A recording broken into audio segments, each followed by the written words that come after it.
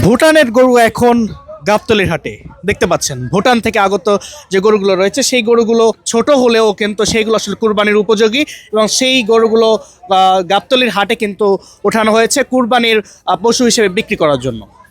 দেখতে বাছুর মনে হলো, আসলে এগুলো বাছুর নয় এবং এইগুলো কিন্তু আসলে কুরবানির জন্যই পরিপক্ক। এবং এই যে গরুগুলো দেখতে পাচ্ছেন এই গরুগুলোর নাম হচ্ছে ভুটকি, অর্থাৎ ভুটান থেকে কিন্তু এই গরুগুলো নিয়ে আসা হয়েছে এবং বলেই কিন্তু এর নাম ভুটকি। এবং যে জিনিসটি দেখতে পাচ্ছেন যে আমরা দেখতে পাই কুরবানির হাটে কিন্তু অনেক বড় বড় গরু দেখা যায়, কিন্তু ব্যতিক্রম হচ্ছে এটি কিন্তু আসলে তেমন না। এবং এই যে গরুগুলো দেখতে পাচ্ছেন এই গরুগুলো কিন্তু আসলে কুরবানির জন্য উপযোগী এবং কুরবানির জন্যই কিন্তু আসলে বিক্রি করার জন্য আনা হয়েছে। এবং দেখতে পাচ্ছেন অনেক ছোট ছোট এবং এটি কারণেই কিন্তু আসলে এটি অনেক ব্যতিক্রম। এবং এই যে গরুগুলো দেখতে পাচ্ছেন এই গরুগুলোর কিন্তু অনেকগুলোই আমরা কথা বলেছি এখানে, এবং তারা যেমনটি জানিয়েছেন যে এক একটি গরুর কিন্তু 4টি দাঁতও রয়েছে, একদমই গরুর বাচ্চা অর্থাৎ হচ্ছে বাছুর যেটাকে বলা থাকে, কিন্তু এটি কিন্তু আসলে কুরবানির জন্য উপযোগী। এবং এরকম অসংখ্য গরু কিন্তু আমরা দেখতে পাচ্ছি গাবতলীর যে কুরবানির হাট রয়েছে সেখানে। এটি কিন্তু অন্যতম বড় হাট এবং সেই বড় হাটে এরকম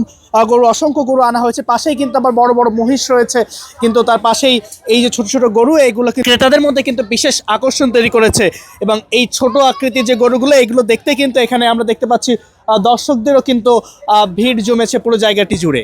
এবং এটি গাবতলী গরুর হাটের কিন্তু অন্যতম প্রধান আকর্ষণ। এবং এখানে কিন্তু ছোট ছোট গরু রয়েছে যেগুলো কুরবানির উপযোগী।